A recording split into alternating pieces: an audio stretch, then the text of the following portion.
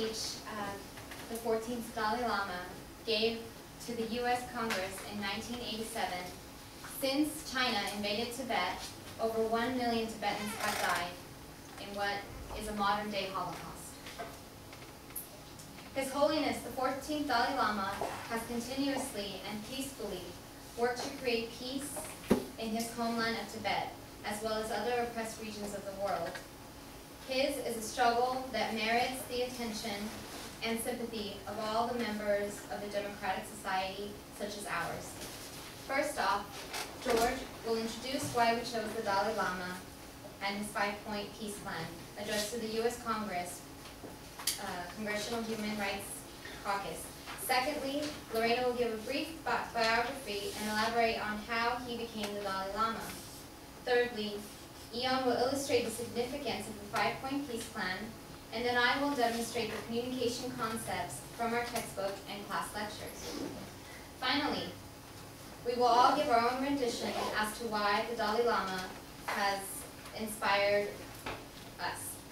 Now, to give you an example of the Dalai Lama's core beliefs, we present to you the 14th Dalai Lama. Thank you. Ultimately, you see, the thing is, we want happiness. We do not want suffering. Everybody, any sentient being. Now we are actually creating more unnecessary suffering. I think very important to make clear to the public. We are not talking about religion. If we have more compassion, God will be pleased. I'm not talking about that. As a Buddhist practitioner, I practice more compassion. Buddha will support us. I'm not talking about that. If we're a more compassionate person, I get benefit. I become a more happier person. That's the point. Here, I do one check for $1 million. But here, no peace. That $1 million will not bring peace, inner happiness, more frustration. This money brings more frustration, more suspicion, more anxiety, or sometimes more jealousy then. So inner peace is the ultimate source of happiness. So I think people do not understand that. And that's it, that's my point. Now, George will begin to share the reasons we chose the Dalai Lama and his 5-point peace plan. He fights for peace, but not like our American public speakers. He is a man with wisdom, logic, no self-interest, and he strongly advocates Buddhist science, philosophy, and the concept to create peace. According to Nancy Pelosi, 2008 of April, if freedom-loving people throughout the world do not speak out against China's oppression of Tibet, we have lost all moral authority to speak on behalf of human rights anywhere in the world. Over 1 million Tibetans have died since the illegal Chinese invasion of Tibet. 14th Dalai Lama not only influences his people of Tibet, but our entire world as well.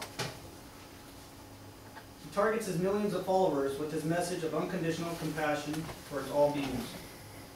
Although many of his followers believe he is the incarnation of Buddha, he sees himself as a simple Buddhist monk according to www.dalailama.com, found on July 13, 2001. The Dalai Lama is a man of peace. In 1989, he was awarded the Nobel Peace Prize for nonviolent struggle for liberation of Tibet. His Holiness has traveled to more than 62 countries and spanning 6 continents. He has met with presidents, prime ministers, and even crowned rulers and major nations.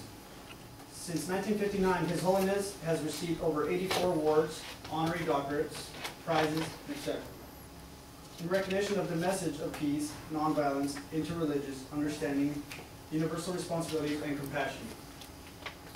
This is why today the Dalai Lama is set strong over many public speakers, making him the leader in which we must go by to learn and find our inner peace. We chose to highlight the 5-point peace plan, which he gave on September 21st, 1987 to the U.S. Congressional Human Rights Caucus. because it was the first political speech to the U.S. and represents a struggle of freedom in the modern-day Holocaust.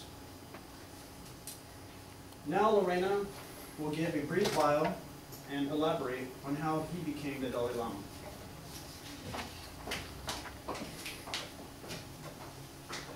Dalai Lama was born July 6, 1935, in hamlet located in Pakhtar in northeastern Tibet. His name given at birth was Lamo Dondu. This name translates in various ways: Holy Lord, Gentle, Glory, Defender of the Faith. Dalai Lama states in his book, His Holiness the Dalai Lama, I was born in a family of simple farmers who used the cattle to plow their fields.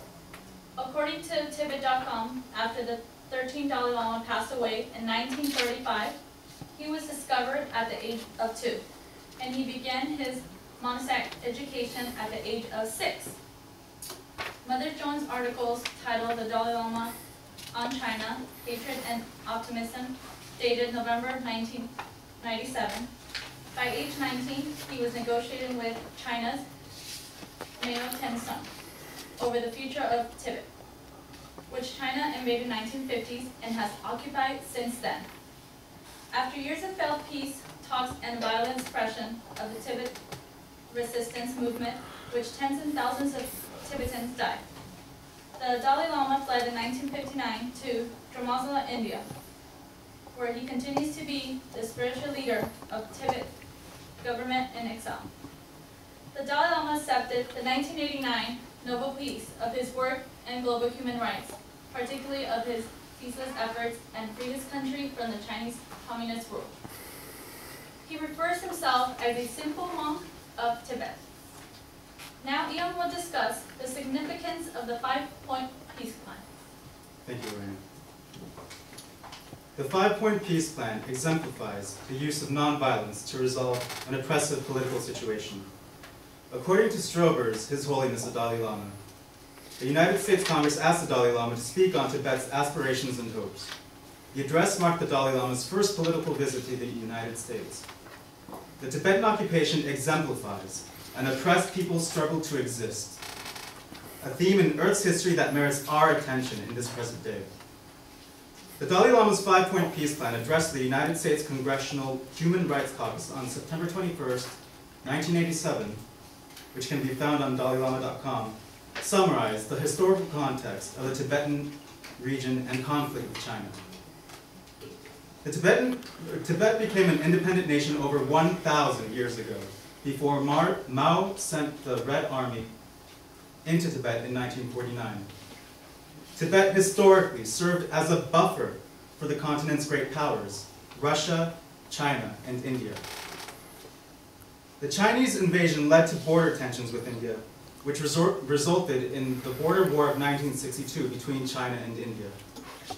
Since the invasion, over 1 million Tibetans have died, and at least as many have lingered in prison camps.